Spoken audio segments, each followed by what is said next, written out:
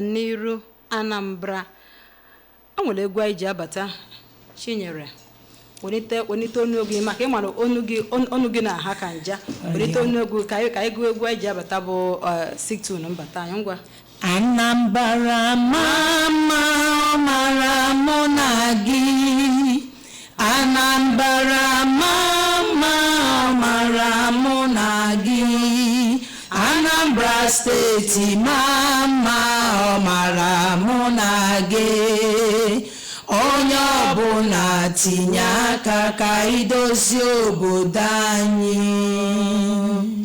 ọkwa ozi Anambra ịma mma bụ ozi anyị ji abịa n'oge nzọụkwụ Solution Governor.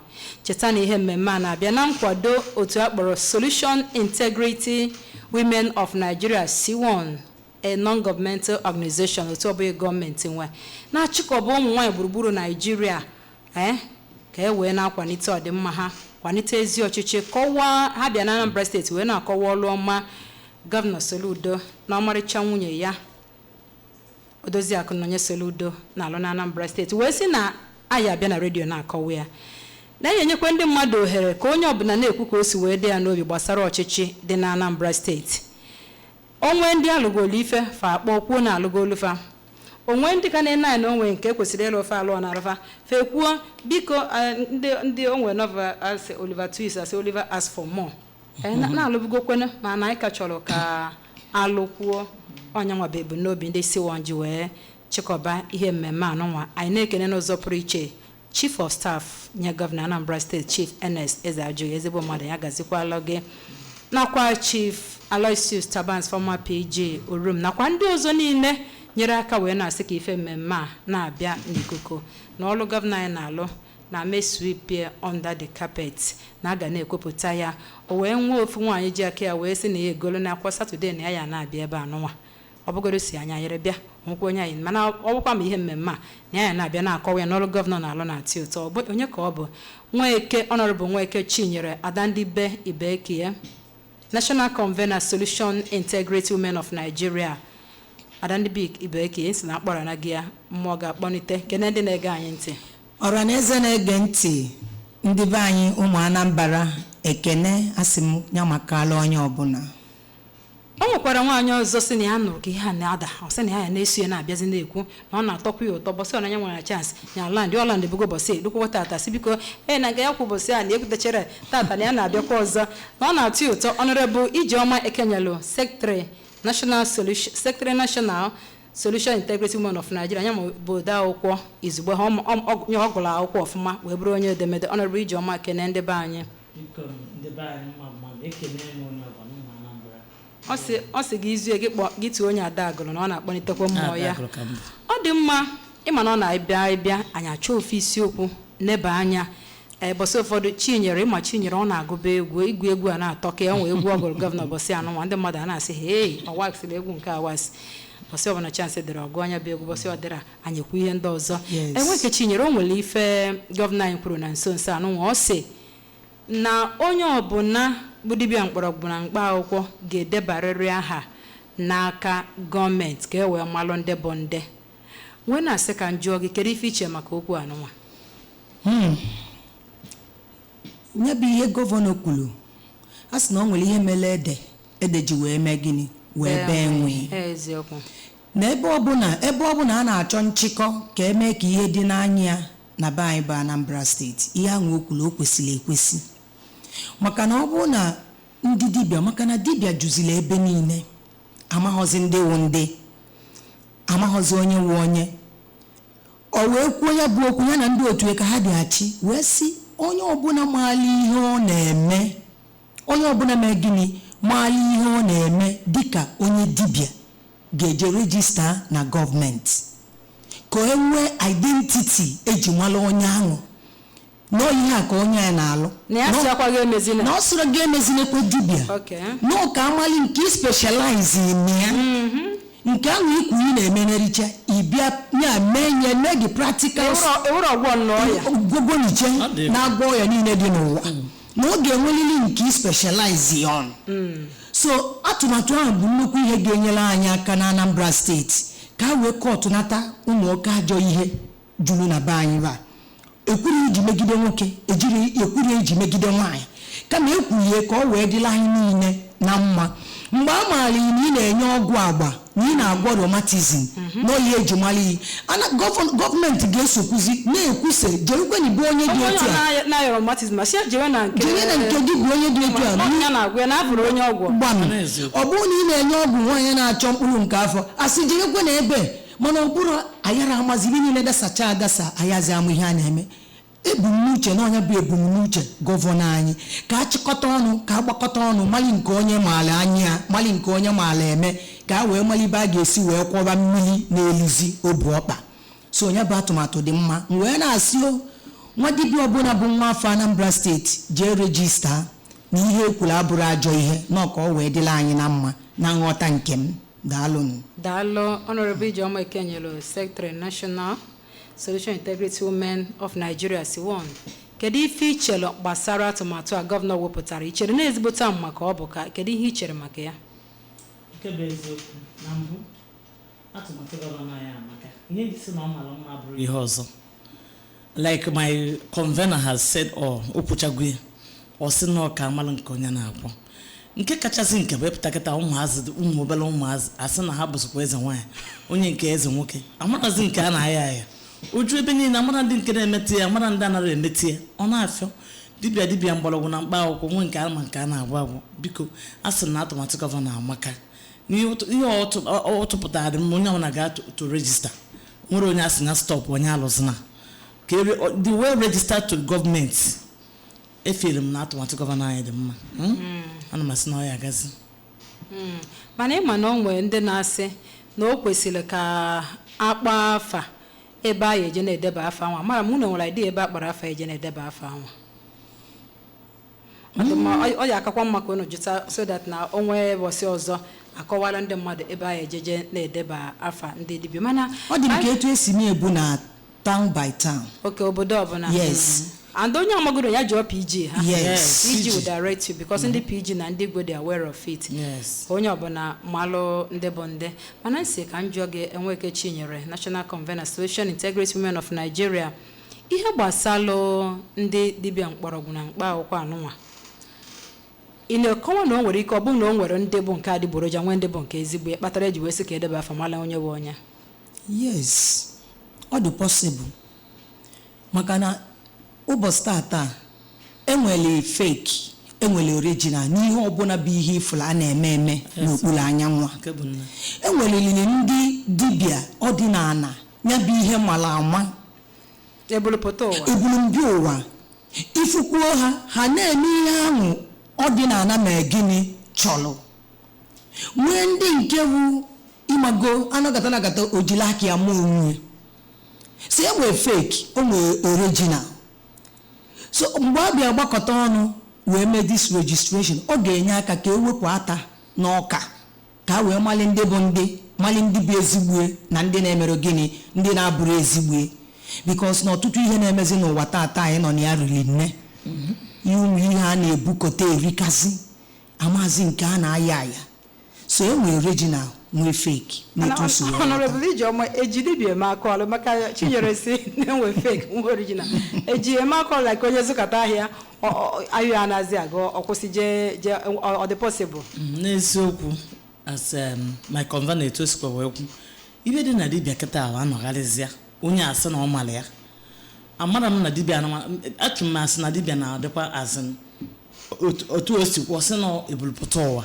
mana onye na-ọgharịa kịta azụkọta afịa ọsọ onwe eti ihe ọ zụtara oti aga ọba ncha bụ a na-agwọ asị ebe a gwọlụgbada amazi nke bụ ya so na efiri m na onwe ndị a na-asatazi asata kịta onwe ndị a na-asata nwee ndị bụ ndị pụta ụwa hereditary ya ọdịna ngwurube ndị onwe ka ọ na papịa na papa yes onwe ka ọ papịa na papa n'ọyụwo mere wee na-enyere ndị mmadụ aka wee na-agbọtị ndị mmadụ ukwu wee na-agwọ so many arthritis mana kịta a na-asatazi anụ m na a na-asatazi asata biko na ụdị ihe ahụ echie m na ọ makara mma so ọkwa ya ka njikwa wee na spọtụ gọvanọ na-eme ya okwu dị mma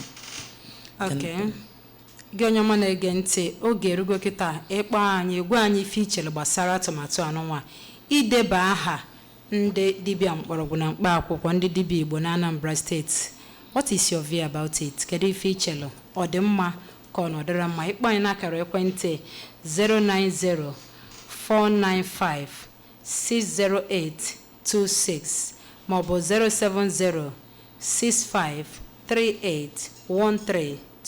Cheta na ị ga-akpọkwa mmadụ ya nye nkwana dibịa ịkpọrọ afịa, biko nye nkwana onye ọbụla ịkpọrọ afịa. Iwu anyị nke mbụ, don't mention any native doctor's name. Biko na o nwere onye anyị bịara ebe bịa kwuwe maka ya na ọ ka ọ dị mma ka anyị na-eme, so ịkpọ ịmara ihe dị gị n'obi kwuo, akpọkwana onye ọbụla afa. Hello? Mgbede ọma, Ife. Mgbede ọma, onye ka anyị na-anọ? Oriakụ Nwankwo, m na-ekele ndị nọ na studio. M na-akpọ from ndị Ikorumba North. Daalụ Oriakụ Nwankwo, gwagaa n'ihu. Daalụ, biko okwu atụmatụ a gọvanọ wepụtara ọmaka. Aga m n'ihu ka a na-achọ n'obodo ọrụ nlaghachi azụ. Okwu ya amaka. And o nwegwekwe mgbe aka ahụ o kwukwere n'okwu m. Nye anyị na-elezi anya ka ebido implementation. Imewe ya mere. N'isi ha bịa rejista ahụ ndị dibịa mkpọrọgwụ mụọ ndị ọdịnala. O nwere nnukwu ihe ebu n'obi wee na-eme, so anyị na-ebinye aka n'okwu ahụ gọvanọ wepụtara ọmaka. Ọhụrụ na onye ahụ debatakwà n'ahụ ya, onwe ebe riwere mperi, ejiri nọmba ya, laịsensị nọmba ya, chọrọ ya, mara ihe mere ụdị ihe a ji wee mee. Mana ha adịghị rejistadị, onye ma wara nkụ nke ega ibe wara nkụ nke ega ibe obodo a na-etirikọ dịka ọ mara mma o demen. Daalụ ikuku. Very much. Just an normal. Hello. Onu gị na-aha ka ogene. Ego bekee. Ego adị eje late. Ekene m ụlọ, ọ ga-adịrị niile na mma. Dịkwazịrị gị ego ezigbo mmadụ. Amen. Ihe na-ekwu owu na atụmatụ gọvanọ anyị amaka. Ekwu m na ndezi Anambra ka ọ bịara, mana ọ ga-adịrị ya na mma.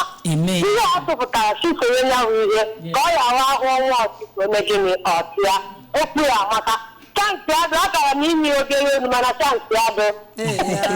Ịma na ị na-adịrị dị ego. Next week ị ga-agụrụ anyị ego. Okwu ga na-atọ ka ego. Daalụ, bye bye. Ego na-adịgidere dị egwu ya na-amaka.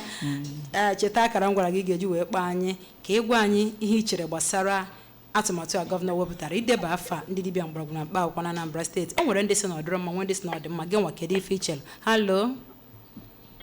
Good evening. Good evening. So onye ka anyị na-anọ? Ikechukwu, anyị si ezi Owele. Ike from ezi Owele. Ngwa gaa n'iru nwanna. A si ekwute okwu dị mma si please ya ka o nwee ike gawa. Okay. Atụmatụ gọvanọ anyị Soludo weta na Anambra gbasara ndị dibịa mkpọrọgwụ na mkpa akwụkwọ.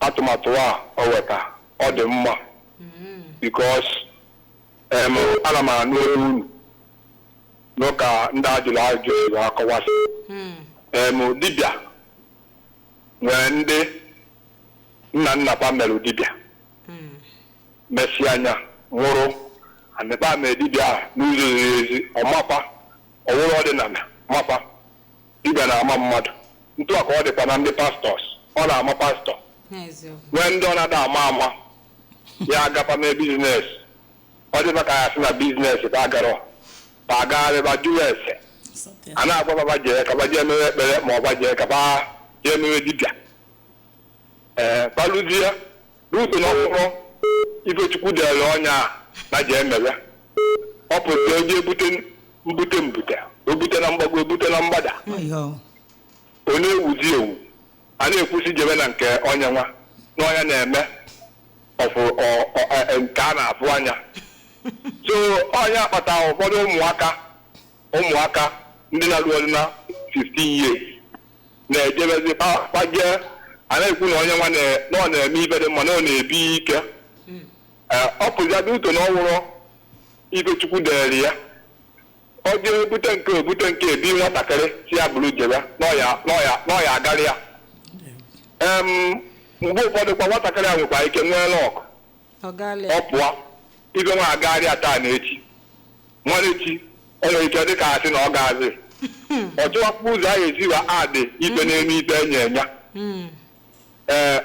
adịzigharị anya bụ ikpe ụfọdụ na-ebutere fa na fa na-apụ ala ngwa daalụ na obodo ọzọ kwụ na line nwanna. yes so n'ọnya bụ ibe m nwere ike itinye ya ekele m unu. Daalụ rinne. Thank you very very much for calling. Okwuchago ihe maka na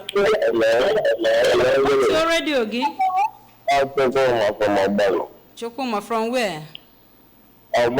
Ọgbaru gaa n'iru Chukwuma. Okay, gaa n'iru ngwa nwanna gaba n'iru n'oge adịrọ.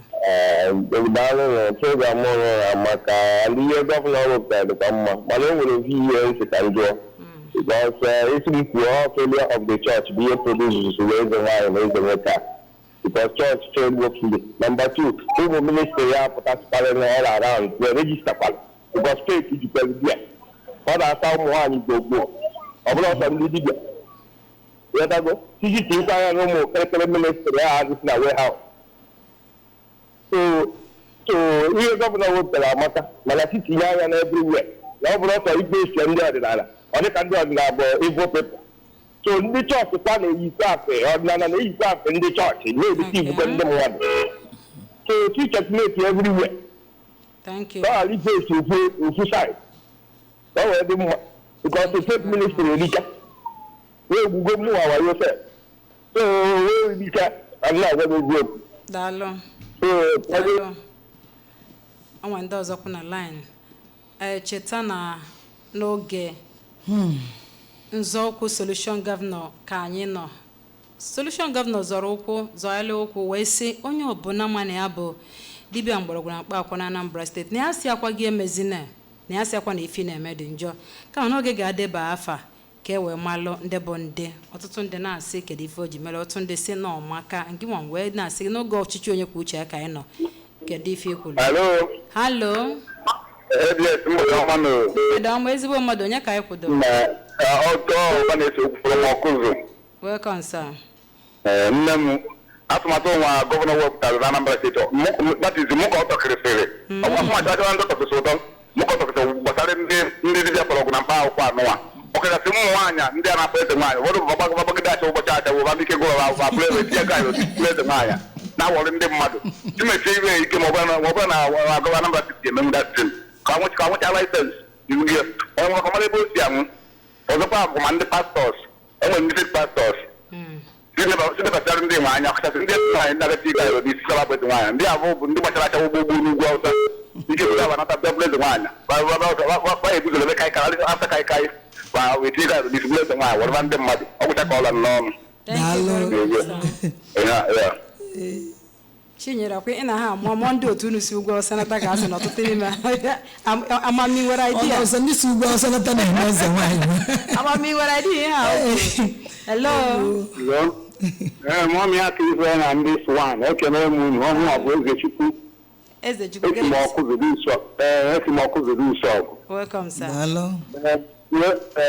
Onye na-ekwu na ihe gọvanọ kwuru bụ ihe mere eme ihe na-eme n'ọdịgwu adịgwu n'ọnọ nkịtị ka agbalị ọchị ụgbọnụ mba na mma atụrụ mụrụ eri gbapụtere laịsensị ndị dịba n'ava ewere ava mara ya ibe ọ gbatara n'ava na nwere ndị oji ya bụra sị na arụ adịrọ nwanne ọ sịra na ala n'ozi na ozi ụlọ ahụ na-echezira n'ụlọ ka anaghị ọ bụrụ eziokwu o wee duru ndị polisi were iri ụlọ n'ọnụma wee bịakwute Chinwụba o wee jebe ngwa ahụ polisi wee onye na-akara ọdịba wee jekwuru chi o wee dịrị ekwuchekwuru okwu na weze oyibo okwu wee were fensị o ji bụrụ onye ọcha wee bụrụ ogbedọba na tebụl si Chinwụba ebe na ọ bụ na ị na-abụ ụzọ n'ihi na ama ihe niile gwa anyị mkpụrụ one dị n'ime ogbe Chinwụba tikwu ebe anyị adịghị eji ekwuchikwusie ya sịra ga-egbuwe ogbe na-aya bụya mkpụrụ ịsaa egbuwe ogbe bụya mkpụrụ ịsaa o wee dee laịsensị be Chinwụba si anya n'ala so na laịsensị dịrị adịrị ka ọ mara ihe onye na-alụ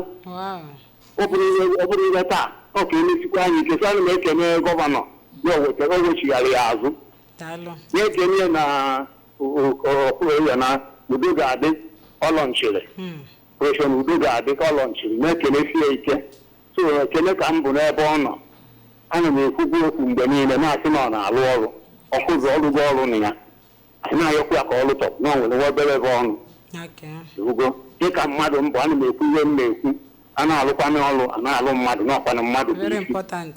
ndị bi n'obodo bụ isi ka ọ mekwarịrị ndị nwere n'iru ọrụ na ndị eji gratuity ụgwọ ụfọdụ nọ n'ụlọ ọgwụ echirikọta ma onye anyị ahụ na-efe ihe ọgba n'ihu ya n'ọkwa na ụgwọ eji ya eji ka e wekweriri ihe ka e wekweriri ụgwọ ọnwụ ya na o nwere nke nwere isi biko ana m ayị ya nye meke na ebere ọ na-arụ ọrụ ọ ghara arụ na-aga n'ihu Chineke ya na-edu ya na ezinụlọ ya n'afa Jizọs Kraịst bụ onye nwe anyị. Amen. Daalụ. Biko ọ gaghị ya since anyị bido mmemme ọ na-ekwugide maka ndị penshọnias anụnwa biko ndị okwu dị n'aka biko nụ si nebake n'okwu dadị anyị anụnwa anyị oge ọbụla ọ na-ekwu ya ka obi dị ya ọcha maka na ọ na-ekwuchechi ihe ọma dị iche iche okwuchekwa ọyọkwa ofu a ihe anụnwa na-emere anarị anya na obi ya adị ya mma. Hello. Onye ka anyị na-anọ? Onye? Uche ka ebe isi agba ya isi? Ngwa gaa n'iru gbapụ ya ọsọ. Na mbụ ana ekele unu na atụmatụ unu wepụtara. Thank you, sir. Atụmatụ mara ezigbo mma. So when I say that now, you have here multiple ndị mmadụ na-eme. So kịta gọọmenti pụtasị na a ga-enegharị anya gbara ndị bụ ndị ezigbo ndị abụrụ ezigbo. So ọ bụ ihe mara mma. So ọ bụ na-eme ya ọ ga-adị mma. Enye aka kpochapụ ndị adịgboroja na ndị ezigbo ndị ezigbo ya. Even my pastors, I can look at the same thing. Thank you. I want to make a new Thank you very much. Thank you. Thank you. Kachifo, oge anyị na-akụzi kwarapụ anyị agaghịzi anata okwu ndị mmadụ mana na mbịa nke nweke chinyere ọ bụrụ na edebacha aha ndị dibịa oyibo na Anambra steeti kedu ife ichere kedu enyemaka ọ ga-enye wee kwalite ọdịmma na steeti a ma ihe gbasara ma anyị na-ekwu eziokwu ma nchekwa ma ọdịmma ndị ọzọ? Ọ ga-enye aka pụrụ iche. Ihe o ji ga-enye aka bụ dịka a na-ekwu na laịsensị mgbe ahụ ịdị registered inwego laịsensị ebelivu m na o nweziri ịdị ihe a ga-eji bịakwute ya inelu anya na mali ma eziokwu adịkwa n'ihe ahụ eji mee gịnị eji bịa ime nke bụ eziokwu because n'ịmago na ọ bụrụ na imetere na because of that license ya na a ga-eji wee mee gịnị wee trace eyi so ọ ga-ereduce ajọ ihe karịa ọ ga-ereduce ajọ ihe ọ ga-eme ka ezigbo ndị ọdịnala ahụ take over so ọ ihe m nwa ghọtara so ọ ga-enye nnukwu aka dị iche ọ ga-enye aka Daro Honorable Ijeoma Ekenyere National Secretary Solution Integrity Men of Nigeria Siwon kedu echiche ichere ka ife ichere na atụmatụ gọvanọ anụnwa ga-eme na Anambra steeti ma ọ bụ na ndị dibịa debacha afafa? Atụmatụ ihe m chere na ga-eme dị bụ na ọ bụrụ na ha debacha afa ha dịcha well registered amalụfa anyị amalụ ma ụmụ agbọghọbịa nmasị na ha bụkwa ndị eze nwaanyị nwa obere ụmụazụ anyị amalụ ma ha ka mazalụ nke ahụ ha na-eme ọ bụrụ ụfọdụ ewere na-eme shakala were na-eme ihe dị iche iche nwere nke ma ha na-eme ka anyị mara ndị bụ ndị ka ọ enyekwula anyị aka anyị amara ndị anwa ọ mara ama ịghọtago maka ụmụ ndị anwa anyị si na ọ mara ama ndị ọ ya bụ ihe mpa ha mere ọfụtakwa osikwe ife ọkịta ihe nwoke si ọkụzụ wee kọ na onye nwa nọ na ọgwụ abịara jụọ onye si onye arụ ọsị ama na mana ozi na-eche enu na alụ ọ bụ na onye nwa nwụrụgo abịa ka wee nye arrest abịazie si ya ngwa tinye ibe na ihe kpuchizie si ya ngwa ya kwa ibe n'one dị n'ebe ahụ ọma ibe na-asa dị na ya na-ekwu ọbụla isa owenye laịsensị mana o tozuru etozu ọ dị mma n'ebe a ka anyị na-achịkọta ya na nke tata nzọụkwụ Solution Governor ịmara ihe dị mma mee maka ọdịmma Anambra steeti nke adịrọ mma emene ya onye Anambra steeti ọbụla kwesịrị ka o tinye aka n'ọlụma ndị bi ebi na Anambra bikọs ebe onye bi ka ọ na-awọchi ịbụ onye Anambra ka ịbụ onye ọbịa biri ebiri na Anambra Anambra bụ be gị ị kwesịrị na-eme ka Anambra na-aga n'iru. When you see something, say something. N'ebe a ka a na-achịkọta aka mbonye nke gị na redio Ifeoma ka Ifejiri afa Nweke Chinyere Ada ndị Bibeke National Convener Solution Integrity Union of Nigeria na Honorable Ijeoma Ekenyelu National Secretary Solution Integrity of Nigeria Adagolo wee na-ekenekwa Chief of Staff and Chief Ernest Ezeajoye na-asị adalụsa maka ịkwado ihe mmemme a. N'ebe a ka a na-achịkọta ọgọdọ ụbọchị Satọde ọzọ ka emesịa.